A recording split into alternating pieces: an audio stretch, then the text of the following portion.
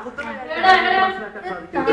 മറ്റ് പല പഞ്ചായത്തുകളിലും പോയപ്പോൾ വളരെ ചുരുങ്ങിയ ആളുകളാണെങ്കിൽ പോലും വളരെ പെട്ടെന്ന് ഇടപെടുകയും വളരെ വികാരത്തോടുകൂടി സംസാരിക്കുകയും ചെയ്യുന്നതിന് പകരം ഇവിടെയുള്ള ജനങ്ങളെല്ലാം തന്നെ ഏത് അവർ പറയുന്നത് വളരെ സംയമനത്തോടുകൂടി കേൾക്കുകയും ശ്രദ്ധിക്കുകയും ചെയ്യുന്നു. അതേസമയം അവരുടെ ആവശ്യങ്ങൾ പറയുകയും ചെയ്തിരിക്കുന്നു. ഏതായാലും ഇങ്ങനെയുള്ള ഒരു സമ്മതിദായ വിഭാഗമുള്ള അല്ലെങ്കിൽ പ്രബുദ്ധരായ വിഭാഗമുള്ള പുതുപ്പാടി ഗ്രാമപഞ്ചായത്തിന്റെ ഭരണം തീർച്ചയായിട്ടും ഇവർ ഈ പറഞ്ഞ വളരെ പ്രധാനം തന്നെയായിരിക്കും. എന്താണ് അവസാനമായി പ്രതിനിധികളോട് ചോദിക്കാനുള്ള ഒരു ചോദ്യം? LDF വീണ്ടും അധികാരത്തിൽ വരികയാണെങ്കിൽ ഈ ഭരണസമിതി LDF ഭരണസമിതി ചെയ്യാൻ പോകുന്ന കാര്യങ്ങളെ കുറിച്ച് വളരെ ചുരുക്കി ഒന്ന് പുതുപ്പാടി ഗ്രാമപഞ്ചായത്ത് ഭരിച്ചിട്ടുള്ള ഇടതുപക്ഷ ജനാധിപത്യ മുന്നണിയുടെ നേതൃത്വത്തിലുള്ള ഭരണസമിതി തുടക്കം വിട്ടിട്ടുള്ള വികസന പ്രവർത്തനങ്ങൾ പൂർത്തീകരിച്ചു. നേരത്തെ ഇവിടെ മാലിന്യത്തിന്റെ ഒരു കാര്യം പറഞ്ഞു. 1 ഏക്കർ 71 സെന്റ് സ്ഥലം ഖരമാലിന്യ സംസ്കരണ പ്ലാന്റ് നിർമ്മിക്കുന്നതിന് വേണ്ടി വാങ്ങിക്കഴിഞ്ഞിട്ടുണ്ട്. പ്ലാന്റിന്റെ ആദ്യപടികൾ പൂർത്തിയായിട്ടുണ്ട്. അത് പൂർത്തീകരിക്കും. ഇവിടെ വീകാമ്പുഴയിൽ തന്നെയുള്ള നമ്മളുടെ കാർഷിക വിപണന കേന്ദ്രം പൂർത്തീകരിക്കും. അതോടുകൂടി വീകാമ്പുഴ ഈ പ്രദേശത്തുള്ള മുഖച്ഛായ മാറ്റുന്ന രൂപത്തില് വ്യാവസായിക പ്രാധാന്യമുള്ള ഇവിടെയുള്ള കുടുംബശ്രീയുടെ ഡ്രീം എന്ന് പറയുന്ന ഒരു പ്രോജക്റ്റിൽ 64 ആൾക്കാർ ചെറിയ വ്യവസായ സംരംഭകരായിട്ട് വന്നിട്ടുണ്ട്. അത് ഡെവലപ്പ് ചെയ്ത് ഞങ്ങൾ എടുക്കും. നിറവ് എന്ന് പറഞ്ഞ ഒരു പ്രത്യേക പദ്ധതി കാർഷിക മേഖലയിലുണ്ട്. 856 ആൾക്കാർക്ക് ഗ്രാമപഞ്ചായത്തിൽ ആ രൂപത്തിൽ ആനുകൂല്യം കൊടുത്തിട്ടുണ്ട്. അവരുടെ പ്രവർത്തനങ്ങൾ ഒന്നുകൂടി സജീവമാക്കും. ഈ ഒരു മേഖലയിൽ ടൂറിസം മേഖലയിൽ പുതുപ്പാടി ഗ്രാമപഞ്ചായത്തിന് കേരളത്തിലെ ഏറ്റവും നിർണായകമായ അതോടൊപ്പം തന്നെ റോഡ് ഗതാഗതം പൂർണ്ണമായിട്ട് കാര്യക്ഷമമാണ്.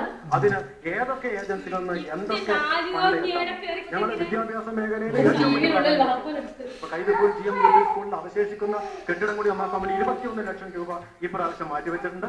പഞ്ചായത്തിന്റെ കീഴിലുള്ള മലപ്പുറം GMLP സ്കൂളിൽ പെഡഗോഗി പാർക്ക് ഉൾപ്പെടെ അടിസ്ഥാന സൗകര്യ വികസനം നടത്തുകയാണ്. ഇവിടെ കായിക മേഖലയ്ക്ക് വേണ്ടി ഒരു പ്രത്യേക കലാമേഖലയുടെ പരിപോഷണത്തിന് വേണ്ടി കാര്യങ്ങൾ ചെയ്തിട്ടുണ്ട്. ഇപ്രാവശ്യം ആരംഭിച്ചിട്ടുള്ള മുഴുവൻ പദ്ധതികളും വളരെ പെട്ടെന്ന് പൂർത്തീകരിക്കുന്നതിന് ആവശ്യമായിട്ടുള്ള മുഴുവൻ ജനവിഭാഗത്തിന്റെ പിന്തുണ നേടിക്കൊണ്ട് ഈ പഞ്ചായത്തിന്റെ സമഗ്രമായ വികസനത്തിനൊരു ദൂരക്കാഴ്ചയോട് കൂടിയിട്ടുള്ള എന്താണ് UDF ചെയ്യാൻ ഞങ്ങൾ വ്യക്തമായൊരു അജണ്ട ഒരു മാനിഫെസ്റ്റോയുടെ അടിസ്ഥാനത്തിലാണ് ഇവിടെ തെരഞ്ഞെടുക്കുന്നത്. ആ മാനിഫെസ്റ്റോയിൽ പ്രധാനമായിട്ട് പറയുന്നത് ജനങ്ങളുടെ ഗതാഗത സൗകര്യം, റോഡ് വികസനം, അതുപോലെ തന്നെ കാർഷിക രംഗത്തെ വിഷയങ്ങൾ,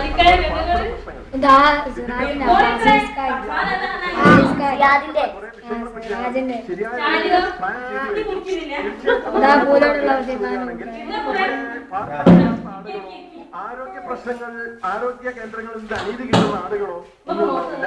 ആരോഗ്യ പ്രശ്നങ്ങൾ ഞങ്ങൾ സ്വതന്ത്രമായ നടപടികൾ ഉണ്ടാവും. അതുപോലെ റോഡുകൾ നമ്മുടെ ഗ്രാമപ്രദേശങ്ങളിലേക്കുള്ള റോഡുകൾ വളരെ അവിടുന്നുള്ള ആളുകളുടെ കാർഷിക വിഭവങ്ങൾ വരവിൽ ഞങ്ങൾ പരിപൂർണമായിട്ടുണ്ടാക്കും. പിന്നെ ഇവിടെ അഴിമതി പ്രശ്നങ്ങൾ കൊണ്ട് മൂടിപ്പോയപ്പെടുത്ത ഈ കാർഷിക വിപണന കേന്ദ്രം ഇപ്പോ വിജിലൻസ് കേസിലാണ്. വിജിലൻസുകാർ അത് കേസുണ്ട്, അഴിമതി നടന്നിട്ടുണ്ട് എന്നുള്ളതിന്റെ പേരിലാണ് വിജിലൻസ് കേസ് എടുത്തിരിക്കുന്നത്. അതല്ലാതെ ഒരു ആരോപണത്തിന്റെ പേരിൽ വിജിലൻസ് കേസ് എടുക്കില്ലെന്ന് നിങ്ങൾക്ക് എല്ലാവർക്കും അറിയാം. ആ വിജിലൻസ് കേസ് കഴിഞ്ഞാൽ തീർച്ചയായിട്ടും വിപണന കേന്ദ്രത്തിന്റെ പണി ആരംഭിക്കും. അതുപോലെ തന്നെ ഇവിടെ മുൻകാലങ്ങളിൽ UDF മുന്നോട്ട് വെച്ച ഒരുപാട് വികസന സംരംഭങ്ങളുണ്ട്.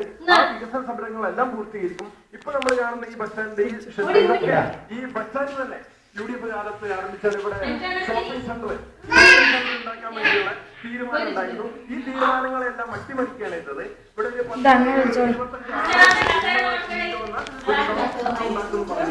അതൊക്കെ അല്ല, ആ കാര്യങ്ങളൊക്കെ അതെ ഞങ്ങൾ ചെയ്തു വെച്ച കാര്യങ്ങൾ പൂർത്തീകരിക്കാനുള്ള എല്ലാ ശ്രമങ്ങളും ഉണ്ടായിരിക്കുന്നതാണ്. ഇവിടെ LDF-ഉം UDF-ഉം അവർ ചെയ്യാൻ പോകുന്ന കാര്യങ്ങളെ കുറിച്ച് പറഞ്ഞിരിക്കുന്നു. LDF-നും UDF-നും മധ്യത്തിൽ വ്യാപാരി വ്യവസായ സമിതിയുണ്ട്. വ്യാപാരി വ്യവസായ സമിതിയിൽ ആരെയാണ് കൂടുതൽ വിശ്വാസം? ഞങ്ങൾക്ക് ഇരു മുന്നണികൾ കണക്കാണ്. പക്ഷെ ഇവരൊന്നും വേണ്ട രീതിയിൽ പ്രവർത്തിക്കുന്നില്ല എന്നുള്ളതാണ്. ഏതെങ്കിലും ഒരു മുന്നണി ഭരണത്തിൽ അവരെന്തെങ്കിലും ചെയ്താൽ മറ്റൊരു ഭരണം, ഇവർ ചെയ്താൽ മറ്റൊരു ഭരണം. അങ്ങനെ വന്ന് കഴിഞ്ഞപ്പോഴേക്ക് യാതൊരു പുരോഗതി ഇതുവരെ കിട്ടിയില്ല. ശരിക്കും പറഞ്ഞാൽ കുടിവെള്ള പദ്ധതി പോലും ഇല്ല. ഇപ്പൊ തന്നെ ഇപ്പൊ ഈ ഇവര് വന്നതിന് ശേഷം ഇപ്പൊ ഈ മാലിന്യ സംസ്കരണത്തിന് വേണ്ടി സ്ഥലമെടുപ്പും കാര്യങ്ങളൊക്കെ നടത്തിയിട്ടുണ്ട്. എന്നാൽ നമ്മുടെ ബാത്റൂം വരെ പരിശോധിക്കുന്നത് അനിവാര്യത്തിൽ കുഴങ്ങിയിരിക്കുന്ന സ്ഥലമാണ്. അവിടുത്തെ ബാത്റൂമും ഈങ്ങാപ്പുഴയുടെ ബാത്റൂമും പരിശോധിക്കണം. ഇവിടെ ആയിരക്കണക്കിന് ആളുകൾ ദിവസം വാഹനത്തിൽ വന്നിറങ്ങി പോകുന്ന ഇതിന് പ്രാധാന്യം കൊടുത്തില്ല എന്നാണ് ഞങ്ങൾക്ക് പറയാനുള്ളത്. ഇനി മുന്നോട്ടെങ്കിലും വരാൻ പോകുന്ന മുന്നണി ഏതായിരുന്നാലും ശരി ഞങ്ങൾക്ക് ഈ മുന്നണികളും കാണാം. ഇടതുള്ള ആളെ തെരഞ്ഞെടുക്കുമോ അതിനെ സംബന്ധിച്ച് പറയാൻ കഴിയില്ല. ഏതായാലും ഈ പുതുപ്പാടി മുന്നണികളും തുല്യരാണ്. അതാണ് നല്ല കാര്യങ്ങൾ ചെയ്യുന്നത്. ഒരുപക്ഷെ വ്യാപാരി വ്യവസായി സമിതിയുടെ പ്രതിനിധി ഇപ്പോൾ മുൻപോട്ട് വെച്ചിട്ടുള്ള ഈ കാര്യം പുതുപ്പാടി ഗ്രാമപഞ്ചായത്തിലെ മഹാഭൂരിപക്ഷം വരുന്ന ജനങ്ങളുടെ അഭിപ്രായമാവാം. ഏതായാലും അദ്ദേഹത്തിന് പോലും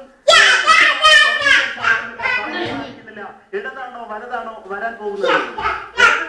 വലത് വന്നാലും പുതുപ്പാടി ഗ്രാമപഞ്ചായത്തിനെ സംബന്ധിച്ചിടത്തോളം ഇവിടുത്തെ ജനങ്ങൾ ആഗ്രഹിക്കുന്നത് ഈ ഗ്രാമപഞ്ചായത്തിൽ വളരെ ഐശ്വര്യപൂർണമായിട്ടുള്ള ഒരു ഗ്രാമീണ ജീവിതം ഉണ്ടാകുന്നതിന് വേണ്ടിയുള്ള ഒരു ഭരണം നിലവിൽ വരണം എന്നുള്ളതാണ്. ഒരുപക്ഷെ പുതുപ്പാടി ഗ്രാമപഞ്ചായത്തിലെ മുഴുവൻ ആളുകളുടെയും ആഗ്രഹം അല്ലെങ്കിൽ ആവശ്യമായിരിക്കാം ഇത്.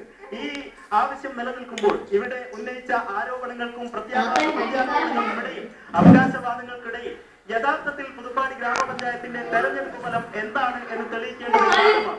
തെരഞ്ഞെടുപ്പ് കഴിയുമ്പോൾ വോട്ടെണ്ണൽ പൂർത്തിയാകുമ്പോൾ ഒരുപക്ഷെ അന്ന് ഈ സമയമാകുമ്പോഴേക്കും പുതുപ്പാടി ഗ്രാമപഞ്ചായത്തിന്റെ അടുത്ത 5 വർഷത്തേക്കുള്ള ഭാഗധേയം നിർണയിച്ചു കഴിഞ്ഞിട്ടുണ്ടാവാം. അങ്ങനെ വരുമ്പോൾ ആരാണ് പുതുപ്പാടി ഗ്രാമപഞ്ചായത്തിന്റെ ഭരണസമിതി ഏറ്റെടുക്കുന്നത് എന്നതല്ല പ്രശ്നം. ഏറ്റെടുക്കുന്ന ആൾ അടുത്ത 5 വർഷത്തേക്ക് എന്താണ് ചെയ്യാൻ പോകുന്നത് എന്നാണ് പ്രശ്നം.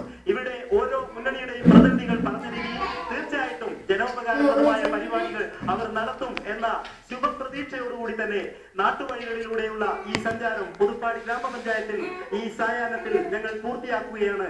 ഈ പരിപാടിയിൽ ഞങ്ങളോടൊപ്പം സഹകരിച്ച എല്ലാ മുന്നണി കക്ഷി പ്രതിനിധികളെയും ഞങ്ങൾ ടീം വിഷന്റെ ഹൃദയപൂർവ്വമായ നന്ദി അറിയിച്ചുകൊണ്ട് താങ്ക് യു സർ.